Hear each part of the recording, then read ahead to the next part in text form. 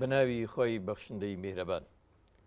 سڵاوی خۆی گەورەتان لێبێت بینەرە بە ڕێز و خۆشەویستەکانی بەرنامەی نیهانی قورئان خۆشحاڵین لە ئەڵقەی چینەی بەرنامەکەتان بە خزمەتەوەی بە ڕێز و خۆشەویست ئەگەینەوە.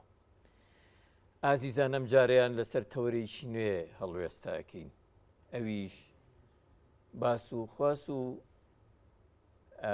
گەڕان بەنێو لاپەڕەکانی قورئانی مەزن و بەرز و پیرۆزدا بۆ دەرهێنانی مرواری باسی ژیانی پێغەمبەرانی ئولی العەزم عەلەیهیم السەڵات وەسسەلام. لە قورئانی پیرۆزدا خۆی گەورە لە چەندین شوێنەوە باسی پێغەمبەرانمان بۆەکە، باسی ڕوسول و ئەنبیا و نێدراوەکانی خۆیمان بۆەکە، باسی ژیانی ئەوان لەگەڵ گەل و نەتەوە و هۆزەکانیان دەکات، پەیامەکانیان چۆن هێناوە و چۆن ڕوبەڕووی ئاڵنگاریەکان بوونەتەوە. باسکردن لە هەمویان لە دووتەی بەرنمەیە کە بۆ خۆی کاتێکی فراوانتر هەڵەگرێ، بەڵام ئێمە بە پێویستمان زانی ئەڵقەی ئەم جارە تایبەت بکەین بەو پێغەمبەرانەی کە پێیان دەوترێ ئولی العەزم. ئەمانەکێن چەند پێغەمبەرن، ژیانیان چۆن بووە، بۆ چ گەل و هۆز و نەتەوەیەک هاتوون، پەیامەکانیان کامەیە، چۆن توانیویانە ڕوبەڕووی ئاڵنگاریەکان ببنەوە. بە میواندارەتی بە ڕێز و خۆشەویست مامۆستا ئامینە سدیق عەزیز مفەسیری قورئانی بەرز و پیرۆز تاوتوی ئەم بابەتەکەین لە سەرەتای بەرنامە بە گەرمی بە خێرهاتنی مامۆستای بەڕێز دەکەین. زۆر سپاس. بەخێر بێن. بەرنامەکەتان گەورە کردین، ڕازاوەتر کردین، بە تەشریفێنانتان زۆر خۆشحاڵ بووین. یخوا سەلامت بێ، بە خۆتانەوە گەورەیە، بە بابەتە جوانەکانەوە ئینشاءڵڵا ئەم گەورە بێ. بەخێر بێن دووبارە. سەلامت بە خێرهاتنی ئەم ئازیزانەشەکەین لە گەنج و لاوە خوێنگەرمەکان زۆر خۆشحاڵین کە تەشریفتان هەیە و جێ لە بابەتەکە گرن و کۆمنت و سەرنج و پرسیارەکانی خۆتان لە دووتەی بەرنامەکە ڕاستاکەن. مامۆستای بەڕێز، ئەمانەوێ باسوخواسی ئەم ڕۆمان تایبەت بکەین بەو پێغەمبەرانەی کە خۆی گەورە لە قورئانی پیرۆزە بە ئولی العەزم ناویان دەبە، بزانین بە شێوەیەکی گشتی پێغەمبەران چۆن لە قورئانی پیرۆزدا باسییان کراوە. ئەوەی کە خۆی گەورە لە قورئانە ئێمەی تێگەیاندووە دەربارەی پێغەمبەران ئەوەیە کە باوەڕمان بە هەر هەمویان هەبێ، بەڵێ فەرقیش لە نێوان هیچ کامێکیانە نەکەین. بەڵێ لەو ڕۆی کەوا سەروەری ئێمەن، گەورەی ئێمەن، دینەکە بەوان لە ئادەم هەتا پێغەمبەری خۆمان صلی الله علیه وسلم دینەکە کامل بووە. بەڵێ ئەوەی کە ئێمە لە قورئانە مەسەلەن هەموو پێغەمبەران باز نەکراون، چونکە بە پێی فەرموودە ژمارەی پێغەمبەران زۆرترە لەوەی کەوا لە قورئانە باس کراوە، تەنها 25 خۆی گەورە بۆ ئێمە باس کردووە، بەڵام بێگومان لەوەش کە باز نەکراوە ئێمە باوەڕمان بەوانەش هەیە، چونکە خۆی گەورە پێغەمبەری خوش صلی الله علیه وسلم فەرمی ژمارەیان زۆرە. ئەوانی تر لە حەدیثا باسکراون هەمویان، یان ئەویش بەشێکیان باسکراوە؟ ئەویش هەر بەشێکیان باسکراوە. ئەوەی کە ئێمە لێی تێگەین لە خۆی گەورە ئەوەیە کە ئەوەی ضرورە بۆ ئێمە، خۆی گەورە زیکری ئەوانەی بۆ ئێمە هێشتۆتەوە، ئەوەی کە ئێمە لە ژیانی خۆمانەوەکو ئومەتی خاتەم ئیسیفادەی لێکەین، خۆی گەورە تەنها ئەوەنە لە چیرۆکەکانی هێناوە بۆ ئێمە باس کردووە، ئیتر باقیەکەی لەوانە لە قیامەتا بە ژیانیان شارەزابین، بە ناویان شارەزابین، بەس وەکو ژیانی دنیا ئێمە پێویستیمان بەوەنە هەیە بۆیە خۆی گەورە ئەوەی بۆ باس کردین. هەر هەموو ئەوانەی کە لە قورئانی پیرۆزدا مامۆستای بەڕێز باسییان کراوە، هەتا ئەو ساتەی کە محەممەد عەلەیهی السەڵات وەسسەلام بێتە پێغەمبەر و قورئانی بۆ دائەبەزێتە خوارەوە، هیچێک لەو پێغەمبەرانە باسییان کرابوو، زانیاری لەبارەوە درابوو، هەبوو خەڵکیە و سەردەما لە ژیان و مێژوو و گەلانی ئەو پێغەمبەرانە ئاگادار کرابوویەوە، یان بۆ یەکەم جار بوو لە قورئانە باس و خواسیان ببیسترێ؟ هەبوو، باسی هەر نەبووە. بەڵێ یا کۆمەڵێک بیرروبۆچوونی غەڵەت دەربارەیان هەبووە. مەسەلەن سولەیمان پێغەمبەر وەکو بیرروبۆچوون خەڵک زانی، هەتا سەردەمان زانی ساحرێ بووە، توانیوێتی ئەم بوونەوەرە کاتە ژێرباری خۆی یا هەمووی هەڵسوڕێنێ. وەکو ساحیرێک ناوی هاتووە ئەمیش لە کتێبە کۆنەکانەوە هاتووە ینی وەکو چیرۆکێک هەبوو وەکو چیرۆکێک بەس چیرۆکەکە پڕ بوو لە خوافات بەڵێ یان تەنانەت ئیبراهیم پێغەمبەر جوولەکەی و لە ئێمە گاورەی و لە ئێمەیە یەکلایی خی گەورە هێنای ڕاستی کردو فەرمووی مێژووی ئەو پێش ئێواکەوێ کەواتە نەیەهودی بووە نە نەسرانی بووە بەڵکو پێش ئەوان خی گەورە کردێتی پێغەمبەر و ناردێتی لەبەرەوە کاتێک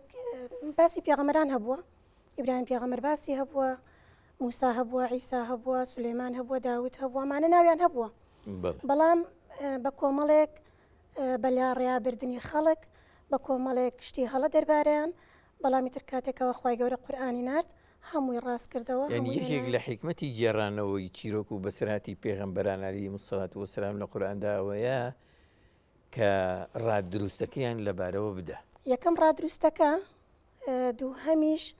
کۆمەڵیشتی زۆر جوانیان تیا پێویستێمە چاویان بکەین ئینشاءڵڵا دێینە سەری مامۆستای بەڕێز لەناو ئەو 25 پێغەمبەری کە لە قورئانی پیرۆزدا ناویان هاتووە پێنجیان تایبەتمەندی پێدراوە ناوێکی تایبەتیان هەیە پێم خۆشە ئەم بەرنامەیە تایبەت بکەین بەو 5 پێغەمبەر عەلەیهیمو السەڵات وەسەلام بزانین ئەوانە کێن و لەژە چێ ناو نیشانێکە ناویان هاتووە ئەمەی کە ئەم پێنجە دانراون بە ئوول العەزم ئەمە ئیستینباطی زانایانە ئیستینباطی مفەسیرینە بەڵێ ئەجنا پێغەمبەری خوا صلی الله علیه وسلم خۆی نەیفەرمووە بەزەم پێنجەیە بەڵێ قورئان تایبەتمەندیەکی داوە بەم پێنجە فەرمێ وإذ أخذنا من النبيين ميثاقهم ومنك ومن نوح وإبراهيم وموسى وعيسى ابن مريم وأخذنا منهم ميثاقا غليظا كاتيك قرآن جاي كردوتوا بەڵێ مفسريني قرآن فرمويانا كواتر لناو بيغمرانا أم بينجز صاحب فضلا جا كاتيك أخوي قورا فرمي با بيغمري خواه صلى الله عليه وسلم فاصبر كما صبر أولو العزم من الرسل ألين أواني كتايبت كراونة لنا قرآن وناويان هاتو كواتا أولو العزم أوانا بلام مشهور هي يعني لمشهورة عن بينجن كتفسيري مجاهدة رضا ورحمة إخوائي اللي بك فرمي أولو العزم بينجن إنجا أم بينجن ناوي أم بينجي كناويان لم آياتانا هاتوا بلام ابن عباس فرمي همو بيغمران أولو العزم همو بيغمران بوشي هنديك فرمي هجدة هنديك فرمي سيانزا ابن عباس بچ بەڵگەیەک بەڵگەی ئەویش بەتاکید ئەویش ئاماژەیەکی قورئان کە فەرمێ فاصبر كما صبر أولو العزم من الرسل أو منا لويا ابن عباس والله أعلم بمني جنس يعني قبل التفسير كاستغراق أبوها مو بيغمران بس أما شيء اللي جاكر راوتوكا خوي قورا خوي لايتيش كفرمي تلك الرسل فضلنا بعضهم على بعض بيقومان لبيني بيغمرانا أفضلية هي باشا بۆ چونکە خاوەن عەزمی زیاتر بوون شانیان داوەتە بەر قورسیەکانی دین وەکو بڵێ زۆرتر جوهد و سەبات و سەبریان هەبووە جیاکران ئەگەر ئێمە بە ناوی شێکلاییان نەکەینەوە جەنابی مامۆستا یعنی ئەگەر بینە سەر باسکردنی هەریشێک لەم پێغەمبەرانە باس و خواسەکەیان تایبەتیانەکە و جیانەکاتەوە لە پێغەمبەرانی تر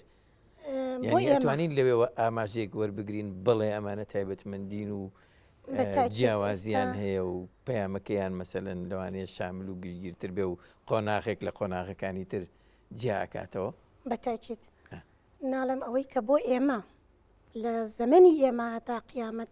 ضرورە خی گەورە تەرکیزی خستۆتە ژیانی سەرژیانی و پێغەمبەرانە مەسەلەن بەس ئیبراهیم پێغەمبەر عەلەیهی السەڵات وەسەلام بەس لە سوورەتی لەناو قورئانە 63 جار ناوی هاتووە موسا پێغەمبەر 131 جار ناوی هاتووە ئەمە یعنی لی تێبگە یعنی ئەمە پێغەمبەرێکە ئەم تەحەدایانە بۆ لە ژیانە تو ئیستیفادەی لێ بکە لە ژیانی خۆتە هەر بەڕاستی یعنی لە ژیانی ئیبراهیم پێغەمبەرە هەر کەسێ لە ڕێگەی قورئانەوە لە ڕێگەی قورئانەوە بچێتە سەر ژیانی پێغەمبەر ئیبراهیم عەلەیهی السەڵات وەسەلام ئەڵێ حەقا خوای گەورە ئەفەرمێ با ئیبراهیم قودوەی ئێوە بێ ئێمە دوو کەس لە قورئانە ئیجازە دراوە کە قودوەی ئێمە بن خوای گەورە بە سەریحیش فەرموویەتی ئیبراهیم و پێغەمبەری خۆمانە صلی الله علیه وسلم لێوێ فەرمێ ئیبراهیم ئەوەی شوێن ئیبراهیم کەوتووە قودوەیە بۆیەوە پێغەمبەر ئەوەی کە شوێن پێغەمبەری محەممەد کەوتووە قودوەیە بۆیەوە کەواتە لە قورئانە سیر بکە بە ژیانی ئیبراهیم ڕووی زۆر شت هەیە هەر بەڕاستی لە تەسحیدانەکەی لە تسلیم بوونی کامڵی بەخوای زۆر گەورە باشە مامۆساگەر یعنی بفەرمووی فێرتەکە هەریەکە و کەمێک لەسەر ژیانی و پێغەمبەرە نازدارانە ڕاوەستین هەر بۆ ئەوەی کە ژیانەکەیمان باس کرد تایبەتمەندیەکەیمان بۆ دەرکەوێەوە جیاوازەکەیمان بۆ دەرکەوێت بزانین بۆچی ئولول العەزمە یعنی کەواتە با لە نوحەوە دەست پێ بکەین یا لە ئیبراهیمەوە یا لە موسا عیساوە جەنابتان سەرپشک بن یەکە هەندێک لە ژیان و تایبەتمەندی و پێغەمبەرانە باس بکەین ئەم پێنجە بڵێ بەزەم پێنجە من حەزەکەمێکی شکەی بخەمە سەر فەرموو کە بەڕاستی ئولول العەزمە بۆ گەنجان با یەکەم لە نوحەوە دەست پێ بکەین زۆر باش عليه الصلاة والسلام نوح ئەتوانین لەوەوە فەصبر کەما سەبەرە هەر با لە ئاەتەکە زۆر دەرنەچین چونکە باسی پێغەمبەران زۆر باش ئێمەش پێمان خۆشە لە قورئانە لە قورئانەوە ئەوەی کە لە نوحەوە ئێمە فێرە بین داعیەکانمان بڵێ پێویستە لەیلە وەنەهارا إني دعوت قومي ليلا ونهارا فلم يزدهم دعائي إلا فرارا مانو نبن داعیە کان مانو نەبن کاتێک کە خەڵک وەڵامیان نایەت ئەوان لەسەر ئیشی خۆیان بەردەوام بن خۆی گەورە فەرمێ 950 ساڵ لە ناو ئومەتەکەیان داوای کرد ئەو ئیشی خوارد ئەو ئەرکەکەی کە خوا پێی داوە جێبەجێیەکای تراقی نییە چەند کەس جوابی دات و یا جوابی نایەت ئەش فەرمێ عەبدەن شەکوورا بووە کەواتە لە نوحەوە بێ داعیەکانمان کۆڵ نەدەن مانوو نەبن نەپسێن لە ڕێگەی داوا گەلەکەشیان گەلێکی سەرسەخت بووە زۆر سەرسەخت بووە یعنی ئەگەر تۆ تووشی قەومێکی وابووی خۆ تۆ لە نوح زیاتر نیت تۆ ئیشی خۆ بکە حەقن نەبێ نەتیجە لای خوایە ئەمە نوح هینە سەر ئیبراهیم پێغەمبەر پێشەوەی لە نوح دەرچی دەرەنجامی ئەم سەبرگرتن و ئارامیە گەیاندێک کوێ لەگەڵ قەومەکەی و قەومەکەی دوجار چ بڕیارێکیاندا گەیاندی ئەوەی کە کوڕەکەی خۆشی وەڵامی نایە کوڕەکەی خۆشی وەڵامی هەر سەبری کرد بەڵامی ترخوای گەورە لە ئاخیرە عەبدە ساڵحەکانی خۆی سەرەخا لە دنیا سەری خست بوو بە ئاەتیش بۆ عالەم ئەوە تا ئێمە ژیانی خوێنینەوە عیبادەت لە ژیانەکەی وەرەگرین بە عیبادەت بۆمان حسێبە یینە سەر ئیبراهیم پێغەمبەر عەلەیهی السەلاة وەسسەلام ئیبراهیم تەضحیە بە هەر بەڕاستی یەکەم شت تەوەکولی بەخوا ئەگەر یەکێک وەکو ئێمە تووشی ناڕەحەتیە بوو دنیایان لێ دەسک کردەوە ئاگریان بۆ تاودا بوو پشت بە کەس نەبەسێ بەخوا نەبێ ئاخر داوای لە کەس نەکرد خۆ بە پێی ڕیوایەت جوبرەیل هاتووە وتێتی چی تەوێ با بۆ بکەم داوا بەس لە خواکە خی گەورەژەوە بێ ڕزگارێکە تەضحیە بە جگەرگۆشەکەی دوای ئەوە ئۆنە ساڵ خی گەورە مناڵێکی داتێ تەضحیە بەم ژن و مناڵە باو لە وادین غەیرەتی زەرعا بەجیانێڵە بەبێ ئاو بەبێ نان بۆ چونکە فەرمانی خوا بووەڵێ فەرمانی خوایە زایان ناکە جا سبحان الله لەوێ کە بەجیانێڵێ سیرەکەی کە ئەوانی بەجێشتووە هێشتا لە مەکە دوور نەکەوتۆ تۆ هەست بە کوڵانی دڵی ئەەکەی مناڵێکە و جگەرگۆشەیەکە و بەجیانێڵێ تۆزە زادیان پێ و یەک کەسیش لە چواردەورانانیە ئەم سیقە گەورەیە بەخوا چییە کۆمەڵی دوعایان بۆ کە سبحان الله لە قورئانە ئەو کۆمەڵە دوعایەکە ئەیکا بۆ ئیسماعیل و نەوەکانی و ئەو منتیقەیە حتا ئێستش دوعای بەرهەمی دوعای ئیبراهیمە هاتی هاتنی پێغەمبەری خۆشمان بەرهەمێکە لە دوعای ئیبراهیم لەو کات ئەگەر من لە باتی بینەرێک بپرسم بۆچی بەجێیان نەهێڵێ فەرمانی خوایە چونکە هینە فەرمێ لە ڕیوایەتە هاتووە هاجەرە و توێتی ئیبراهیم تو ئەمە بە ئێمەکەی ئایا خوا فەرمانی پێکردووی ئەڵێ بەڵێ خوا فەرمانی پێکردو ئەڵێ بە ڕۆژە هاجەرەش هەر بەڕاستی ئەوەی کە خوا بۆی کردووە و هەتا ئێستا هەموو حاجی و هەموو معتەمیرێت جێگە پێکانی ئەو هەڵەگرێتەوە ئەوەیە ئەو سیقە زۆرێڵە بڕۆ مادەم خوا فەرمانی پێکردی خوا زایەمان ناکە دوایش تا بە تاقیکردنەوەیەکە ئەی بە ئەوەیە مەسەرەن کە مەشهورە تاقیکردنەوەی داواکاری سەربڕینی ڕۆڵەکەی یعنی شایستە بووە کچێ ژنێک مناڵەکەی ئاوا بەخێو کردووە باوکیەتەوە لە شتێکی ئاوا فەرمانم پێکراوە تەسلیمەکە و کوڕەکەش تەسلیمە بێ یعنی تەزحی بە مناڵ داوە خۆتا ئەو کاتش کە ئەوێ سەری ببڕێ فەرمانی خوای ئەوێ بیکە ئەم ئیمانەت چی یعنی کەواتە ئینسانی ئیماندار پێویستە ئالێرەوە سیر بکە فەرمانی خوایە هاتووە بۆ جێبەجێ بکە و لەسەری بڕۆ مەشترسە ئیبراهیم ئەمانە کردوێتی پێغەمبەران ئەمانیان کردو ئاسان نەبووە بەس ئەو عەزیمە گەورەیە ئاخر ئولول العەزمەوەیە شانیان داوەتە بەر قورسیەکان هەر بەڕاستی ئیبراهیم ئەوەی تەحملی کردو خی گەورە فەرمێ وإذ ابتلى إبراهيم ربه بكلمات فأتمهن خوا تاقی کردەوە بە تاقیکردنەوەی قورس فەئەتەمەون یعنی بە پلەی نایاب دەرچوو لە هەموو بەس تاقیکردنەوەکانی قورس بوو ئینسانی سادە و ساکار یا ئینسانی ئیمان لاواز تەحمل و ئەوە ناکە هەر بەڕاستی یعنی ئەبێت بپسێ بێ واز بێنێ بێ کەمتر وەرگێ بەس ئەو پێویستیش ناکات تاقیکردنەوەکانی بژمێرێ بڵێ من جارێک و دوان قورئان بۆی ژماردووە و هەمووشی بە نمونەی باڵا داناو بوو وەسم لەم دنیاە کەوینە بە ناڕەحەتەکان هەندێک خوا نەخواستە مەسەلەنەها ئەڵێ بۆچی هەر من تاقیکردنەوەی فلان ینی ئەمانە وەکۆڵێ پێغەمبەران سەرمەشقی ئێمە بوون چ پێغەمبەرانێکیش پێغەمبەرانی گەورە خاوەن پەیام عليهم الصلاة والسلام بالتأكيد يعني كأفرمي خو أفرمي فأتمهن حموي بكاملي ببلينا بلي درتشو هي نسر موسى بلى موسى بيغمر عليه الصلاة والسلام بيغمر خو أفرمي لمن زيادة الأزار دراوة بوتشون كتوشي قومي كي قصصقت بأدب دول الرحازري بنو إسرائيل برسيري قرآن بك هل يا موسى يا موسى يا موسى نالن بيغمر خوا نالن قورم لو همونا راحتي رزقاريا كردون هي ناوني بردون يتناو خوشيو علي ورن بچنا ناو ام قوموا بچنا ناو ام شاروا الله نو الله ناچن بروخو خوا خوتو خواكي خوش صار كان يعمل ردانشتي جا همو غميكي پیغمبرانيش بو بختوري و سرفرازي و سركوتين گلكانيان بو هر براسي يعني اوي موسى كردويتي بو صوصي يكجار اخر حاتني ناوي لنا قرآن او حكايتك بلاو بوتوكو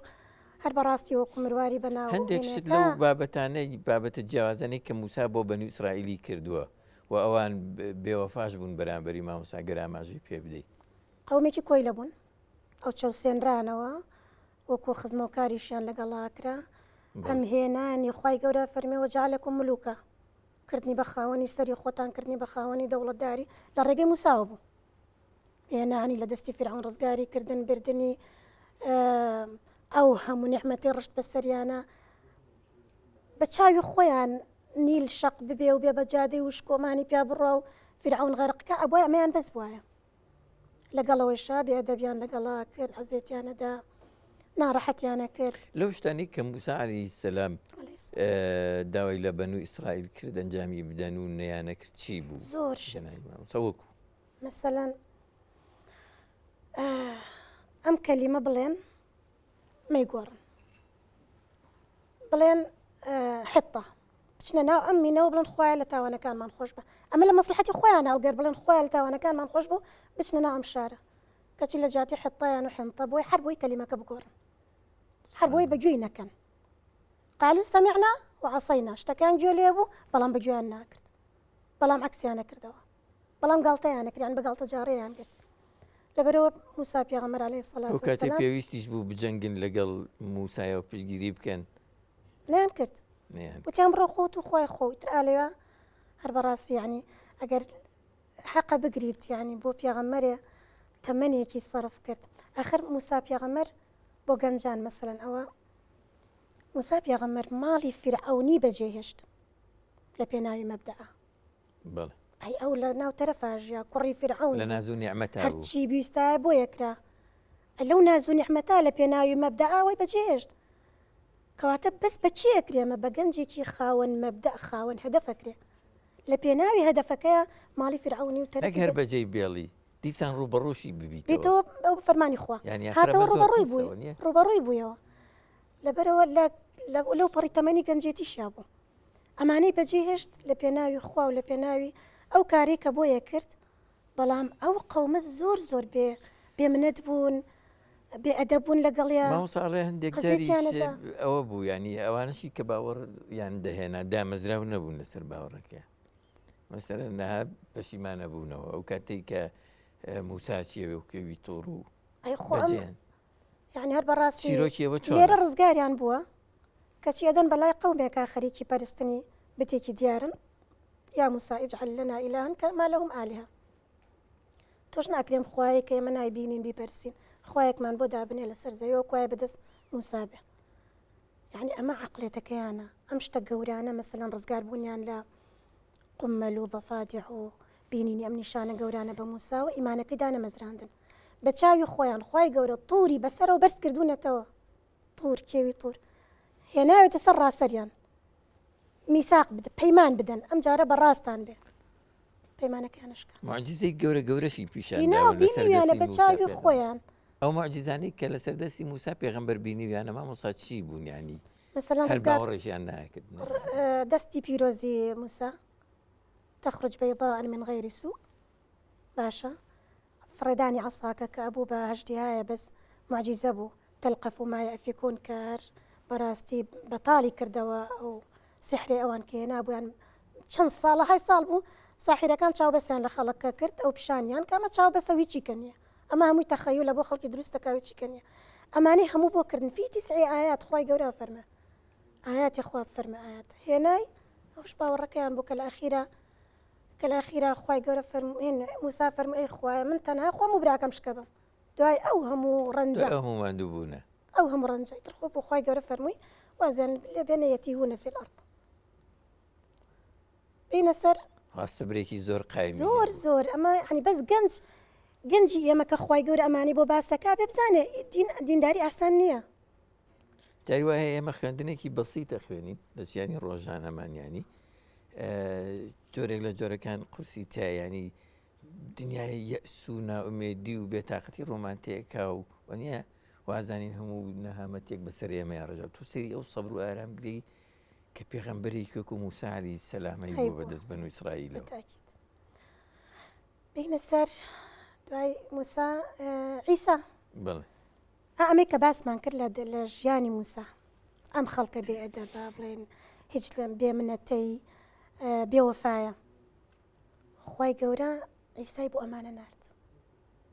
اینجا فێری کوشتار بووبوون فێری خوێن ڕشتن بووبوون فێری پلانگیێڕی بووبوون لە یەکتری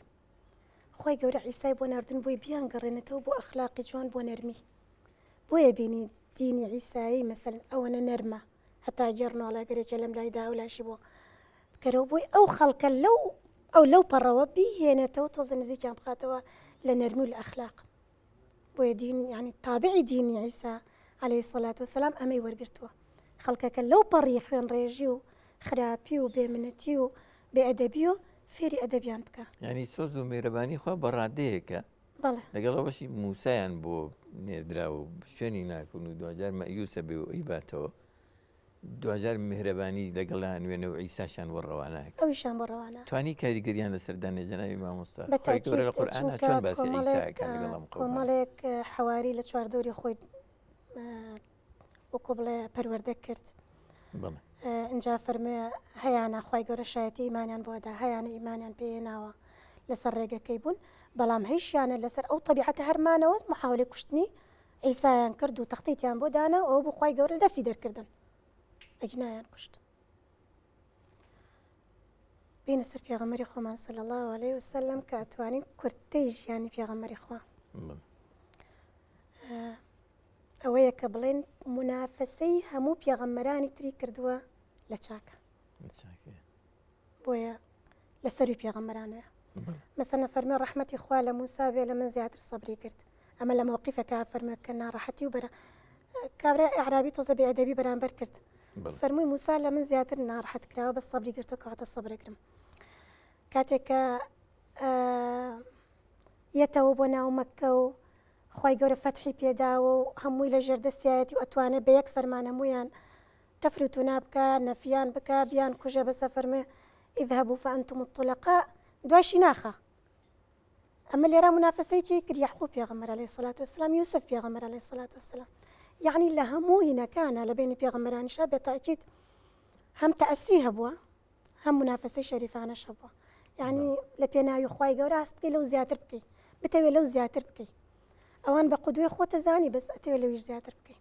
بۆی پێغەمبەری خۆمان صلی الله علیه وسلم لە هەموو پلەکانە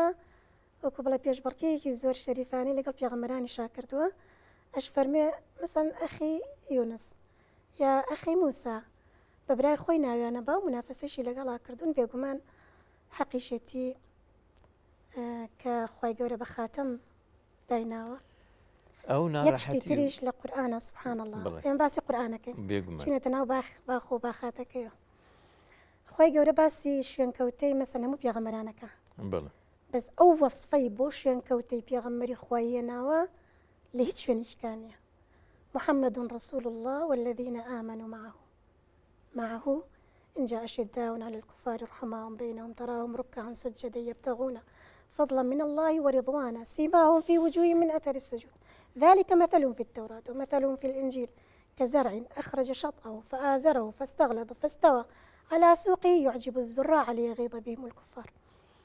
أوي كوا پروردگار به بله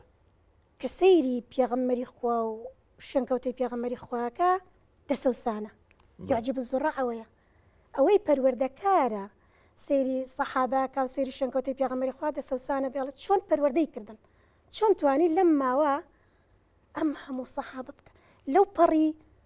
درجة بيان هنا بو أم بري وسطية وجواني وأخلاق وين لبكا لمدتي كما بلن والله أي بيغمري خوايا موكو أصحابي موسى لكن بلن خوتو خواكو برون شربكن أمان بيني لم لا تولى ولا تولى بيشتا ولا دوا ودفاعك أما يعني أما يعجب الزر بتشي وايلي كردن أجا بسيارك أو مثلا وابكين أما كاري بيني بيغمبري إيما يا عليه الصلاة والسلام بسر أمتك يا ومجاواز يا دروسك يعني تايبت من دي أمتك يا بو بيغمبرك يعني فضلك أبو كام يعني والله خواي قورا فرمي كنتم خير أمة كواتا فضلي أمتك يا دو هميش بيغمري خوا صلى الله عليه وسلم پروردگارێکی زۆر عجایب بووە زۆر هەر ئەمەیە نەونەمامەکان بوون بە پێ ئەم ئاەتەی کە باسمان کرد نەونەمامەکان بوون بژاری کردوون ئاوی داون خزمەتی کردوون هەتا بوونەتە ئەو دارە بە قووەتە کە هیچ تێنیان بەڵام لەگەڵیشدا زۆر عەزیەتی پێغەمبەرە نازدارەیاندا سەحابەکان مەسەلەن ئێستا ئەوەی کە باوەڕی پێهێناوە خەدیجەیە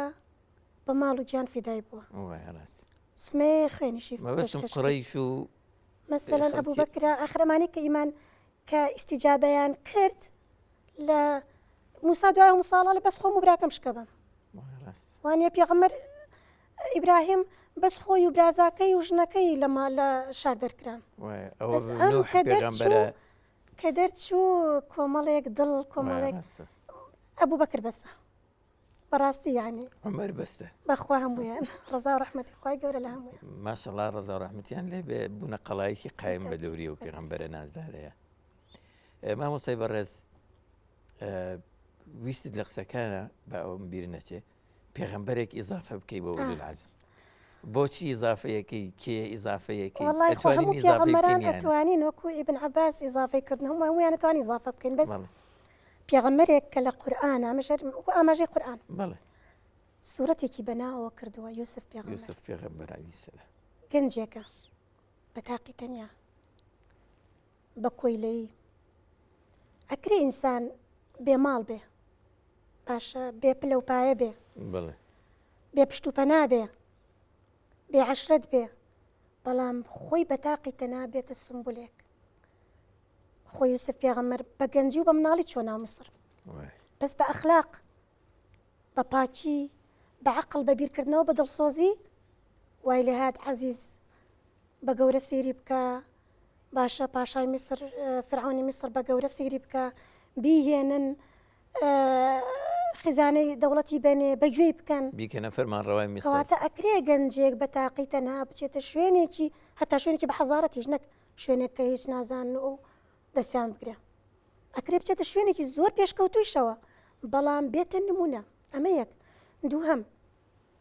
کە شتێکی زۆر خەتەر هەیە بەسەر لەسەر گەنجان لایەنی شەهوەیە فەصبر کەما سەبەرە ئولو العەزمی من الرسل کاتێکە شەهوەیەکە بۆ ئاسانە بێ شەهوەی جنسی کەیسە زۆرێک پەنا بەخوا خەڵکی تێکەوتووە و تووشی ئەنواع هینە بن بەس ئەو گەنجە چۆن خۆی ڕاگرت بۆیشی ئاسان بوو بەدەمیشەوە هاتبوو بەس لەبەر خاتری خوازی لێنە کەواتە ئەکرێ گەنجانمان سەبر بکرن وەکو چۆن یوسف سەبری کرد بە ئاداب و بە ئەخلاق و ئەوانەی خۆیان جوان بکەن وەکو چۆن یوسف بەبێ پشت و پەنا و بەبێ ماڵ و بەبێ بە کۆیلەی یاخر کۆیلە چی هەیە بەوە بتوانێت بێتە سمبولێک لە ناو وڵاتێکی پێشکەوتوشە کەواتە ئەمە ئەکرێ گەنجانمان ئەم بکەنە قودوە وانە هەروەها ئیشێک بە گەنجێک ڕاستپێری زۆر زوو هەڵوێستاکە من بە تاقی تەنها خۆم ئەم بکەم وەکو جناب دەفەرمی پێغەمبەران بەگشتی پێغەمبەران شانیان داوەتە بەری ئەوەیە ئولو العزم ئەوەیە مثلا هینیش متنبي شعرێکی هەیە بڵێ فرمي على قدر أهل العزم تأتي العزائم وتأتي على قدر الكرام المكارم وتعظم في عين الصغير صغارها وتصغر في عين العظيم العظائم زور جوانا ريك أمي أوي كوا خاون عزيمته بعزمه كار جورا كان بآسانة تشتجر شان هذا تجر بآسانة زانه باشا أو كساني كوا خويان كريم مكارم زور زوريش أتوان بخشيش زور يعني به إن جاء أو كساني كبتشوكن إيش بتشوكا كان يشان بلا وجورينا توان نان خوياني لنا دناتشن بدوري ولا من إنسان جورا كان اشتا جورا كان بلا وهيتشا بلا وبتشوكا تشيج ولا إنسانك أو اشتا جوراني بلا وبتشوك به هدفێکی گەورەیش بریتە لە ڕازیکردنی خوا لە پێناوی خواشان باتە بەری دەستان خۆش بێ تایرە ڕوونکردنەوەی جوانتان دەربارەی پێغەمبەران عەلەیهیموسسەلات پێغەمبەرانی و لە العەزم وێ دەکەم ئەم مامەدە بۆ بەڕێزانە بابەتەکان بە هەندوو وەرگرتە بێ و معلوماتی باشیان لێ وەرگرت پێ و بینەرانیش بە شێوەیەکی گشتی باسەکەمان درێژەیە بێ چینە لای ئەم بەڕێزانە دەرفەتیان نەدەینە ئەگەر کۆمنتێکیان هەبێ شتێک بۆتە پرسیار لەلایەن و شتێک هێشتا ماوێتی ڕووناکی بخرێتە سەر فەرموو نتوانن باسی سەرچاو بەناوی خۆی گەورە بە خێراتنی مامۆستای بەڕێزەکەم من لەنیا خالیت خوێندکاری بەشی پەرستاری مناڵان قۆناغی دۆم پرسیارێکم هەبوو دەربارەی بابەتەکە لە مامۆستای ئازیز کە ئایا ئێمە وەکو گەنجان کە ئێستا ئەمڕۆ بەشداریمان کردو بینەرانیش ئێمە گەنجان چۆن بتوانین بگەین ئەو ئاستە بەرزە بگەین ئەو مەبدەئە بەرزەی کە بتوانین وەکو پێغەمبەران کە باست کرد ئەگەر بتوانین گۆشەیەکی بچووکیش بگرین لەم جیهانە پوچگەرایی ئەمڕۆیە کە گەنجان تێکەوتون بتوانین چۆنەڵی بگەین ئەو پلێک لە سەبر و خۆراگری لەسەر بەڵام مصیبەتەکان وەکو پێغەمبەرانی کە باست کرد کە سەبرێکی زۆریان گرتووە لەسەر بەڵام مصیبەتەکان مامۆستاگیان من هەرم پرسیارم هەبوو دەستان خۆش بێ سپاس خۆی گەورە بۆ هەر یەکێ لە ئێمە کۆمەڵێک لێ هاتووی داناوە ئەش فەرمێ وەبتەغی فیما ئاتاک الله الدار الآخرة بۆی کە خۆی گەورە پێی داوی بۆی کە خۆی گەورە پێی داوی لە بەهرە لەو ڕێگەیە ئەمانەت پارێز بە بە ئیتقانەوە ئیشەکەی خۆت ئەدا بکە لە ئیشی گەورەش مەترسە هەدەفیش کە بریتێ لە ڕزاکردنی خوا و بڵێن گەیاندنی ئەو ئیشەیەکەوە هەتە ئیتر ئیشەکەت وردە وردە لەسەری بڕۆ خۆی گەورە بۆت ئاسانەکە ئێمە ئیسلاممان ئیسلامێکی شمولیە هەمووی ئەگرین بەڵام لەوەی کە توانامان هەیە و لێ هاتوین تیا پاش فترێکش بمان دەرەکەوێت لە چیا لێ هاتوین هەمووی ئیشەکانەکەین ئەیگرین لەکوێ لێ هاتووبی ئەو بکە بە ئیشی خۆت و بەیزنی خوا وەکو بڵێ وەکو پێغەمبەران دەتوانین ئینشاءالله وەکو پێغەمبەران ناگەینە ئەو نەتیجە ئەو پلە بەرزە و پلە باڵایە بەڵام ئەتوانین تەئەسی بێ لە پێشۆمانە ڕێگەیوان لە پێشۆمانە ڕێگەیانەگرین ئینشاءالله سپاس فەرموو بەناوی خوا من سیما فەخرەدینم مەرحەلە چواری علوم کیمیام لە زانکۆی سلێمانی مامۆستاگیانێک پرسیارمان هەبوو بەڕێستان وتان پێغەمبەر عیسا بۆ باڵێن بۆ ئەو قەومە خراپەی کە بۆ پێغەمبەر موسا هاتەبوو بۆ تاوکردنی ئیشەکەی ئەوان هاتووە باشە ئێستا ئەگەر ئێمە لە ئێستای سێتی بکەین ئەوانەی کە باڵێن پێڕەوی پێغەمبەر ئەیسایان کردووە بەخوانەڵێن مەسیح ئەوانەی تریش کە بۆ پێغەمبەر موسان پێیانڵێن جوولەکەیان یەهود باشە بۆچی ناوەکانیان جەیە کە ئەو بۆ هەر بۆ تاوکردنی ئیشە ئەو هاتووە بۆ هەردووکیان هەر جوولەکە نەبن بۆچی دوو ناوی جیان هەبێ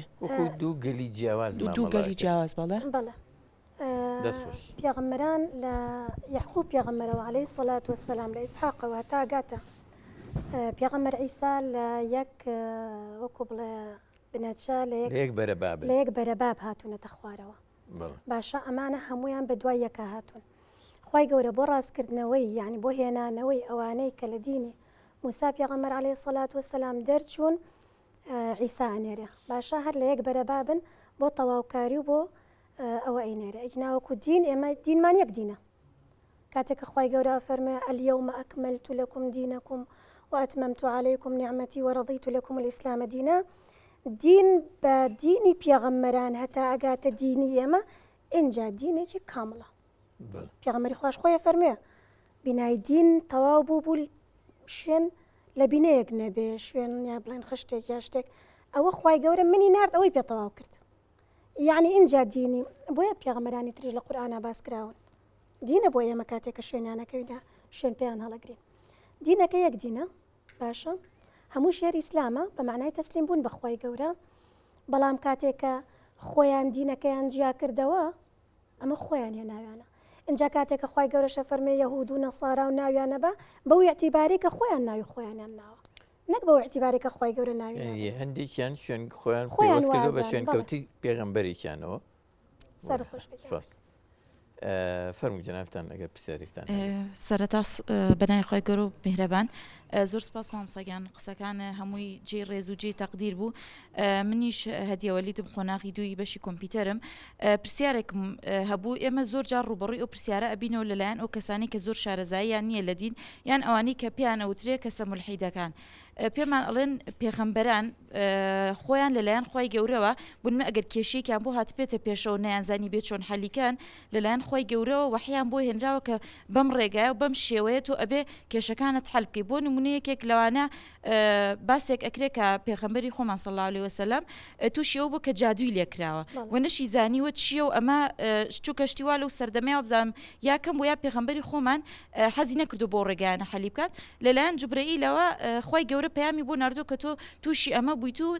ئەبێت بەم شێوەیە حەلی بکەیت ئێمە چۆن بۆ نمونە کە تووشی کێشەیەکە بین ئێمە خۆمان وەکو کەسانێک کە الحەمدوللا لە ناو دینی ئیسلامین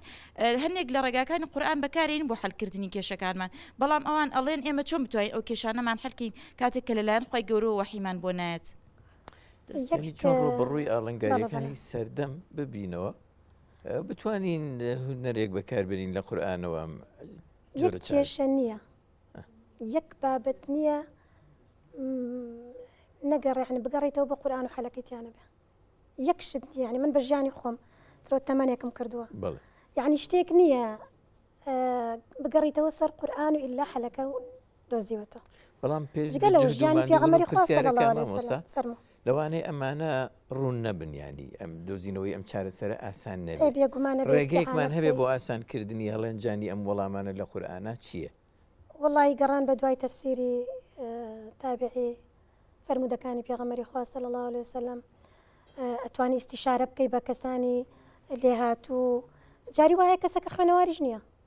بەس ئەزمونێکی زۆری کردووە تۆ کاتێ وەکو گەنجێک هێشتا ئەزمونێ نیێت مشکلەکە بیتەوە بۆ لای ئەزانی حەلێکی پێیە یعنی حەلەکان ئێمە لە قورئان ئەتوانین لە ژیانی پێغەمبەری خوا صلی الله علیه وسلم ئەتوانین لە قسەی سەحابە و تابعی ئەتوانین لەوێ دەستمان نەکەوت لەوانەیە کۆمەڵی کێشە هەبی کێشەی تازەیە ئیستیعاناکەین بە کەسانی خاوەن ئەزمون لە دنیا کەسانێک کە خۆیان لەو عیلمە شارەزان فەسئەل به خەبیرە يعني خبير دائما لا مبابتكانا هي برسالي ليك بيقومان مجالك دوزيته بو ويكا حليبكي موصبا من بإضافي أو وكون ملحق هيك باولين بس باسي بابتي كي كرت حزمنا كرت مناوي أوان راسك بابتي كي جوازة بلام براسي أوانش كي يستخوان بقطبي أو أزان برساليان لي بكري وديني شرون كانوا وراسي بونا تتشنديني كي أراسي كي جواز من چۆن بتوانم دروستترینیان هەڵبژێرم ئینسان ناتوانێ مەسەلەن ئەوانەی کە بانگەشەی پێشەوایەتی دینەکەن بزانێ ئەوا زاهیرەن کامیان باشترە لە کامیان بەڵام لە حەقیقەتە ئەبێ دروستترین هەبێ باشترین هەبێ من بتوانم چۆن باشترینیان بدۆزمەوە دروستترینیان بدۆزمەوە وەڵی خۆی گەورە هەر ئەوەیە کە ئینسان خۆ عەقڵی پێداوە گوێگری یەکسەر بە عەقڵ یارمەتی دەرە زۆربەی جار لە هەڵبژاردننی وەڵامەکە بەتایبەت ئەگەر وەڵامەکە هینی نەوێ مەسەلەن گەڕانەوە بۆ دەق و بۆ بەڵگەی نەوێ چونکە کوێگرتن بۆ هەر بابەتێک ئەبێ بزانی ئەم کابرایە ئەم قسە ئەکات بەڵگەکەی چییە چونکە ئینسانی خوێنەوار نابێت یەکسەر گۆڕایان بێ بزانێ بەڵگەی چی بوو لەسەرم قسەی کرد ئیتر عەقلیش ئەوەیە مەسەلەن پێت پیشانەیە جاری وا شتێک کە سێ چوار کەس قسەکەن وەڵڵاهی ئەمەیان عەقڵ نایگرێ مەکەی یعنی نابێ وابێ ئەڕۆیە گەڕی بە دوایە یارمەتی يعني دەرعقل پێویست بەمان دووبوونەکە بەتەکیید ئەبێ خۆمان هیلاک والذین جاهدوا فينا لنهدينهم سبلنا ئەمە هەر بۆ دینداری و هەم بۆ شتی تریش خۆمان و کردن اینجا تۆ ڕێگە ڕاستەکە دۆزیتەوە بە تایبەتی سە بۆ گەنجانیسە زۆر ئاسان لە کاتی ئەمەوانە بوو مامۆسا دوو مامۆسا ئەگەر کتێبێ دوو کتێبمان دەستکەوتە ئێستا بڕۆ هەر سێرچێ بکات 100 مامۆستا بۆیێنێ قسەکانە بۆ کا لە بینی ئەوانە ڕێکەتوانی ڕێ ڕاستەکە وەرگری جوانە دەستخۆش ئێمە ئەم بەش فەرموو بەناوی خۆی بەخشندۆ میهرەبان ناوم هەژیر کامیلە خوێندکاری بەشی یاسا مامۆستاگیان دەست خۆش بە وتە جوانەکانتان پرسیارێکمە بوو دوو دەستاواژەمان هەیە ڕەسوول لەگەڵ نەبی ئایا لەم پێغەمبەر ئول عەزمانە کامیان بوونە ڕەسوول بوون یان هەردووکیان بوون و جیاوازی بینی ڕەسوول و نەبی چییە بۆمان ڕوونکەیتەوە زۆر سپاسێک ئەوەی کە ئەمەی کە خوای گەورە جای کردوتۆ لە ئاەتەکە ئەم پێنجە هەمویان ڕەسوولن یعنی خاوەن شەریعە بوون بەڵێ بۆیە لە پێشەوە فەرمەمێنە نەبیینە میثاقەهم نەبی ئەوەی کەوا خوای گەورە ناردبێ و وحی پیان ناردبێ کردبێتی بە پێغەمبەر هەر نەبیە هەمویان نەبین بەڵام ڕەسوولەکان ژمارەیان کەمترە ڕەسوولەکان ئەوانن کە خاوەن شەریعە بوون ئێستا موسا پێغەمبەر عەلەیهی سەڵات وەسەلام ڕەسوولە بەس براکەی کە لەگەڵ ئەوایە پێغەمبەرە نەبیە واتە ئەو لەسەر شریعەتی موسا پێغەمبەر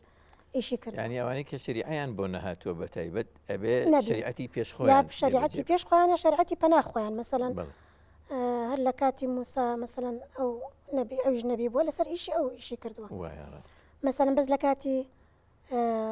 مەسەلەن هارون لە کاتی موسا لە کاتی زەکەریا و یەحیا و عیسا و مەریەم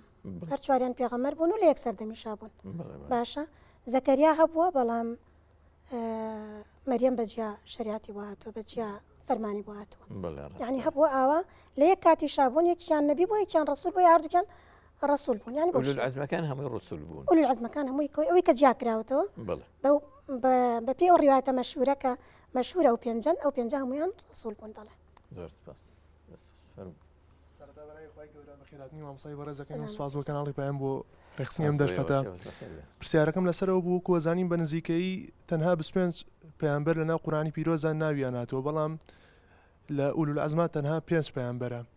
ئایا ئەم پەیامبەرانە سەرمەشقی سەبرگرتن بوون تەنها بۆیە ناویان لەم 5 پەیامبەرە بووە سەرمەشقی سەبرگرتن بوون و لە هەمویان زیاتر سەبریان گرتووە یان بەهۆی چیەوەیە زیاتر ئەمە چەند هۆیەکی هەیە یەکێ لە هۆکانەوەی کە خوای گەورە فەزلی داون بەسەروانی ترە باشە خۆشیان خاوەن فەزل بوون چونکە خاوەنی سەبری زیاتر ئێستا مەسەن بۆچی ناوی یعقوب نایەنێ عەلەیهی سەڵات وەسەلام لای ئێمە فەرقی نییە پێغەمبەرێکی گەورەیە باوکی پێغەمبەرانی دوای خۆشی بوو وانە بەس دانیشتن بە دیار کوڕێک و لێ دوورکەوتۆتۆ وەبیەضەت عەیناهو من الحەزن وانە کاتە سەبری کەمتر بووە لە پێغەمبەرێکە کوڕەکەی خۆی دوورە خاتەوە خۆی دووری خاتەوە خۆی چێتەوە بۆ شوێنێکی کە ئەوان لەوێدانێ وەکو ئیبراهیم وایە کاتە فەرقەکە هەیە لە بینی پێغەمبەرانە ئێستا لە بینی خەڵکە ئولول عەزم هەیە خاوەن عەزیمەی زیاترە شانیاوەتە بەر کۆمەڵی ئیش و خەریکە ئەیکا لەگەڵ خەڵکەکەی کا فەرقێکی هەیە لەناو پێغەمبەرانیشە خوای گەورە فەرمێ فەزلی هەندێکمان داوە بەسەر هەندێکیکە بەس فەزلەکە کە داوێتی بەسەر هەندێکیکە شایستە بۆ فەزلە وەرگرە ئیبراهیم شایستە بۆ لەبەر ئەو هەموو دەرچوونەی بە پلەی نایاب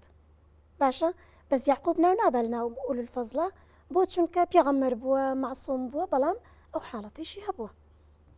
کەواتە جیاکردنەوەکەیان لەبەرەوەی کەوا خۆیان شایستە بوون خاوەن ڕیسالە بوون ئەبێ ئەبنە نمونە بۆ ئێمە بۆیە خوای گەورە بۆ شێوەی جاکردونەتەوە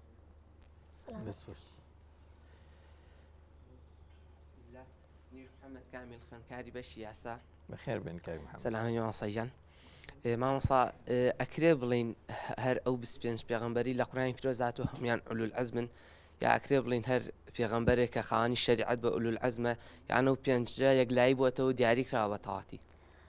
دیاری نەکراوە وەکو وتمان فەهمی مفەسیرین لە قورئان ئێستا ئیبن عەباس ڕەزا و ڕەحمەتی خوای لێبێ مفەسیری قورئان بووە مجاهد و سدی و ئەمانە مفەسیری قورئان بوون مجاهد ئەفەرمێ و پێنجەیە کە ئەفەرمێ ئەو پێنجەیە بەچی ئاڵێ و پێنجەیە چونکە لە ئاەتەکە ئەو پێنجە جیاکراوەتەوە ابن عباس فەرمێ هەمویان ئولول عەزمنەوانی کە باس کراون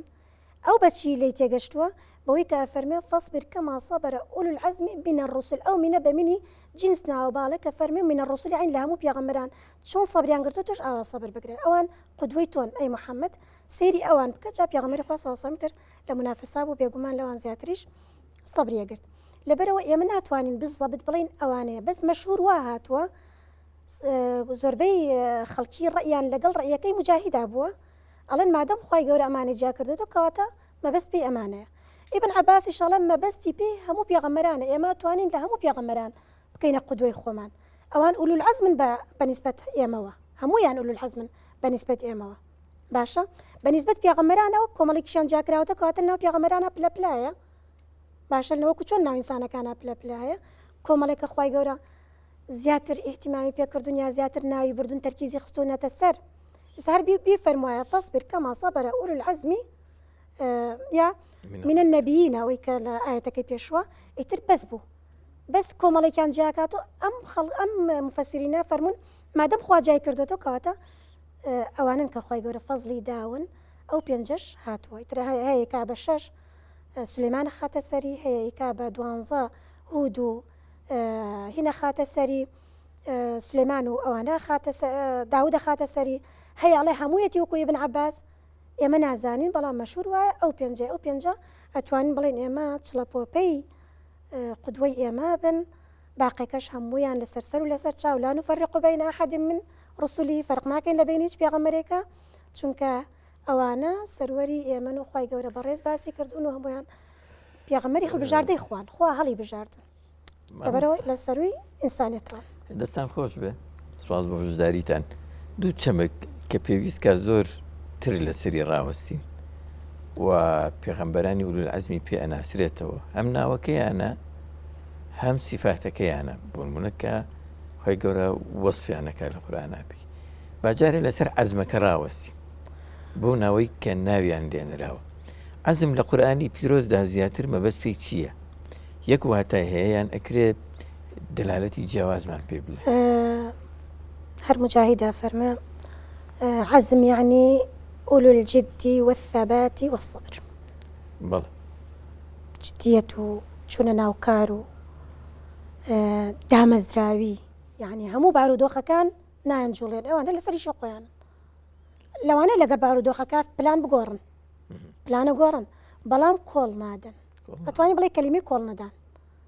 کۆڵ نەدان هەتا ئەو کاتێکەوە ڕۆح تەسلیمەکەنەوە ئیشی خۆیانە و ئەیکەن و کۆڵ نادەن پلانە گۆڕن بە پێی زڕوف بە پێی کات بەڵام لەسەر کاری خۆیان بەردەوامن یعنی هین نەبووە وەکو بڵێ درەختە بەهێزەکەن کە ئەسلیان سابتە و فەرعیان لە سەمایە ئەگە سەیری چیرۆکی ژیانیان پێغەمبەرانە بکەین عەلەیهیمو سەڵات وەسەلام کۆڵ نەدان زۆر تیانە ڕەنگەداتەوە ینی خاڵێکە هاوبەشن تیانە سەی ئیبراهیم لەوێ دەرەکرێ ئەڕوات بەجیانەڵە چونکە مەئویسە بێ لێیان یەت ئەدا بەلای قەومێکە کە خەریکی فاحیشەگەرین و یەکەم جارە فاحیشەی وا هات بەتە ناو مرۆڤایەتی لەوێ لوتی برازای دایانێ کە تەناوی بەدەسوێ لەگەڵ خێزانە ئەو دایانێڵە خەریکی ئەمان بە تۆ ئەو خۆی ئیشێکی کەیە چێ بەرەو میسر کۆڵ نەدانە ئەمە تەزحیەدا بەم برازایشی لەوێ دایانێ و بێخوای گەورە ئیشە کاتە پێغەمبەر بۆکوێ بۆ ئەو قەومی فاحیشەگەریەکە پەنا بەخوا یەکەم جارە کە فاحیشەی وا هات بێتە ناو مرۆڤایەتی ئەو دایانێ و ئەڕوا بۆ میسر لە میسر ئیشەکانی ئەم هیجرەتە بەردەوامە کۆڵ نەدانات ڕۆشتنیش ئاسان نەبوو جەنابی مامۆستا قەت ئاسان نەبوو سەیریکە ینی چوونە ناو گەلێک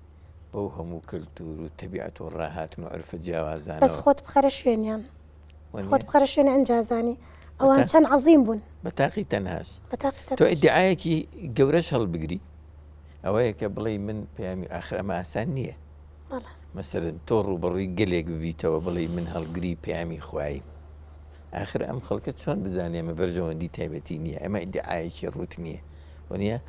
آخر بۆی کە بزانێ ئیدعانیە مەسەن دائیمە خوای گەورە پشتیوانی لە پێغەمبەران کردو بە معجیزە معجیزەی پێداوە ئەجنا بە تاکی دایان و ئیدعایان و ناکرێیان و نابێت بەبەستم سەختە تا تۆ ئەم زۆر ناڵم بەس خۆ بخەرە شوێنی ئیبراهیم ئەڵێ ئیبراهیم لەکوێ و من لەکوێ یعنی ئەڵێ ئەو دینت ئەو سەبات و ئەو دڵە بەقووەتە و ئەو کۆڵ نەدانە چییە خۆ بخەرە شوێنی یوسف بەچی خۆی والێ کرد بێتە جێگەی متمانەی ئەم خەڵکە دەبێت تاکید بە ئەخلاقی جوان وای کردووە ئاسان نەبووە ئاسان نەبوو تۆ خۆوا لێ بکەی بیتە جێگەی متمانەی عەزیز و وردە پلە و پایە بکەی هەموو پێغەمبەران کە سەیری ژیانیانەکەی باشە ڕۆژە لە ڕۆژان بۆ موسا یعنی قسەیەکی نەوت تووڕە نەبوو لێیان هەر بەڕاستی تا ئەخیر دوعایەکی لێ نەکردن ئەمە چی ئەم هەموو ئاەتەیەنێ ئەم خەڵکە دیسان پەشیمانە بێتەوە یعنی ئەمە خۆب خەرە شوێنیان ئەزانی ئەوان زۆر ئەوان ئەستێرەیەکی زۆر بەرزن ئەبێ ینی لە ڕووناکیەکەیان وەرگری لە تۆ سەری نوح عەلەیهی السەلام کە لە ئاخیری ئەو هەموو داوا و بانگەوازەیە بە تاقی تەنها بۆ نەجاتدانی ئەوە یا جێبەجێکردنی فەرمایشتێکی خۆی گەورە کەشتێکی زەبەلاح ببێ هیچ کۆکارێکی کاریگەر دروست بکەی لەوانەیە چەند ساڵی خەیان دەوێ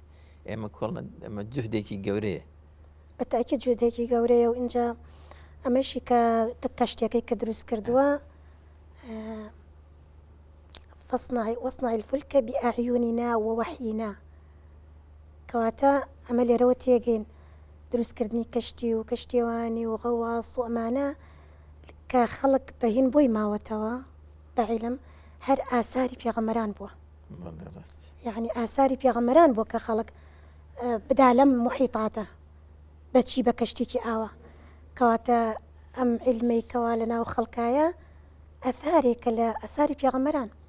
چونکە دروستکردنی کەشتی ئاساری نوح پێغەمبەر عەلەیهی سەڵات وەسەلام شتێکی ترکە بۆ ئێمە زۆر جێ ئەبێ هەڵوێستە بێ ئەو ئارامگریەیە خەسڵەتی ئارامگری کە ئولول عەزمی پێیان ناسرێتەوە سەبر مامۆستایانی ئێمە چۆن بتوانین لەم دەستەواژەیە لە ژیانی خۆمانە ینی ڕنگ پێ بدەینەوە هەرام بگرین لەسەر نەبوونی هەرام بگرین لەسەر نەهامەتی لەسەر ئازار کێشان چوزانم ئەوەی کە لەم سەردەمەیە بە چاوی خۆمانەی بینین لە غەزە هەر شایستەیە بڵێین ئەم گەلە لەم سەردەمەیە نمونەیە کە لەو ئازایەتی و بوێری و نەبەردی و خۆراگری کە لە سەردەمای گەلانی پێشەوە هەبوو ئێمەش کەم عەزیەتمان نەکێشەوە بەدەست دیکتاتۆرەکانی ئەم وڵاتانی خۆمانەوە نییە هەر لە سەردەمی پێشەوە بیگرا تا سەردەمی ئێستاش خەڵکی خۆمان زۆر ینی ئەمە چۆن تەوزیف بکەین بە تایبەتی لە ئەم جیلە تازەیە کە هەیە لەم سەردەمەیە سەبر کەلیمەی سەبر لە زمانی عەرەبیە هەمووتانە مینەتان بینیوە سەبارە دڕکاویەکان چی پێوترێ نازانم ئەوەی گوڵێکی دڕکاویە هەر سەباری پێ یەک پارچە هەموو چواردەوری دڕکە سەبر لەوە هاتووە ئەڵێ تا شارێکی شاعیرێکە ئەڵێ حتى تلعق صبرا نازم چی و دەست ناکەوێ حتا زمان نەهێنی بەو شتە دڕکاویە سەبریش ئاوایە مەسەلەن شتێکە زۆر لە ناختا هەیە حەزل لێیە بلەو پایە بەڵام پێویستە هەندێک لە مەبدەکەتی بۆ دابنێ ئەوە سەبرە ئالەو کاتە دەست بنێ بەو پلەو پایەوە مەبدەکە و پارێزی وەکو یوسف پێغەمبەر شتێکی زۆر حەزێکی ناخی هەموو گەنجێکە و مەسەلەن شتێکی زۆر هاتوۆتە بەردەستی زۆر بە ئاسانی ئەوە سەبرە ئالەو کاتە لە پێناوی مەبدەکە وازی لێنیت و مەبدەکەی خۆتە پارێزی دینەکەی خۆتە پارێزی پار و سامان و ماڵێکی زۆر کەوتووە هاتوۆتە بەردەسە باشە قەرزاریشیت مەسەلەن پێویستیشی زۆر پێێتی بەس خۆی ئەوە بزانین یعنی خۆی گەورە بە هەموومانە تاقیمانەکاتەوە اینجا هەیە پێ خلیسکە سەرێدا بەعەرزە هەر بەڕاستی ڕوا بەدوایە پارە و ماڵ و سامانێکی زۆر هاتوۆتە بەردەسە بەڵام لە کارێکی زۆر خێری دواتەخا ناتێڵێ ئەبێ بۆی دابنێ ئەمە سەبرە تۆ ئارام بگریت و لەسەر کارەکەی خۆ بەردەوام بیت و نەچی بەدەمە و پارە و پلە و پایە و شتێک کە مەبدەی تیادانی کە دینەکەتی بۆ لاوازەکەی ئەمە سەبرە ئەو پێغەمبەرانە هەمویان وابوون بۆ پێغەمبەری خۆمان نەیانوت ئەو کەینە دەوڵەمەندترین کەس باشترین و جوانترین ژنە بۆیەنین پەنجە ناکەین بە ئاوا بە قسەی تۆ نەبێ ماڵ و مڵکی دنیا خۆگەرێکی ئەم دنیا بێتای وەڵڵی خۆ من قەیچەکە لەو لاوایانیانمەوە ئاوا بۆ خۆی شەرعاند بەس پێغەمبەری خۆیان لەسەر مەبدەی خۆی سابت بوو نەی شەرعان بۆیە خۆی گەورە ئەوەیشی پێدا لەبەرەوە ئەبێ ئاوا بیر بکەینەوە لە سەبر تاقیکردنەوەکانە یەتە بەردەسە جاری وایە شتێکی حرام مەسەلێتە بەردەم گەنجێک چاتێکە لەوانەیە وەکو هەموو گەنجێک حەز بکە ئەم چاتە بەردەوام بێ بەڵام ئەزانێ وردە وردە دیندانێ وردە وردە عەقڵدانێ هەر لە یەکەم هەنگاوە ڕەفزێکە ئەمە لە پێناوی خوایە کە ڕەفزێکا لە پێناوی خوای گەورە یعنی سەبری گرت ئەمە سەبرە یعنی تەحەدای ئارەزوەکانە بکە ئارەزوە ناشرعیەکانە بکەیت لە پێناوی خوای گەورە ئارەزوی جنسە ماڵە بلەوپایە هەر شتێکەکەوە خەڵک حەزی لێەکە مادەم لە دینەکەم لامە بە نامەوێ ئەمە سەبرە ئەمەش چییە دان بەخواگرتنی زۆریەوێ هەر بەڕاستی زۆر جار وەکوایە زمان بێنی بەو دەڕکە بەڵام لە پێناوی خوای گەورە قوبوڵێکی پاشەمە مەلەکە بۆ دروستە بێ پاشەمە بێزدێتەوە لە هەر بەڕاستی پاش فترێ بێزیێتەوە لەو شتانێک کە خەڵک بۆی ڕاکە بۆ چونکە لەزەتێکی کە و دەستکەوتووە لەزەتی نزیکبوون لەخوا دەستان خۆش بێ جەناوی مامۆستا سەلامەت بنێ ئێوەش دەستان خۆش بێت من کاتی بەرنامەکەم کۆتایی هات ئەجینا زۆر حەزمانە کرد لە خزمەتیە و پای بەڵندانەیابی بەڕاستی نونەی سەرمەشقی ژیان و خەبات و هەوڵ عليهم الصلاة والسلام عليهم الصلاة والسلام جنابی مامۆستای بەڕێز و خۆشەویست مامۆستا ئامینە سدیق عەزیز مفەسیری قورئانی پیرۆز لە خزمەتیا بووین زۆر زۆر سپاسی تەشریفێنانتان منیش زۆر زۆر سپاسیەوەکەم بۆم دەرفەتەوە بۆ ئەم تۆزە ژیانە لە خزمەتی و گەورانە زۆر زۆر سپاس گەورەتان کردی سپاس بۆ ئێوەش کە میوانی ئەڵقێم جارەی بەرنامەی نیهانی قورئان زۆر خۆشحاڵ بووین سپاس بۆ هاوکارانم کە زەحمەتێکی زۆرە کێشن بە بەرنامەکەەوە خۆی گەورە پاداشیان باتەوە بۆ بینەرە بەڕێز و خۆشەویستەکان کەمیشە لەگەڵ بەرنامەکەی ئامێننەوە بۆی بە ڕۆژا کە بە ڕۆژوون بە شەویشا مەجوور بن و چێژێک لەو بەسەر هات و بابەتانە ببین و وەرگرن کە لە قورئانی پیرۆزدا لە خزمەت مامۆسانی پیرۆزە بۆمان باسەکەن وەرگرن تا ئەڵقەیەکی تر و بابەتێکی تر پێتان نەگەینەوە شاد و سەرکەوتو و سەرفرازی هەردوو دنیا بن خواتان لەگەڵ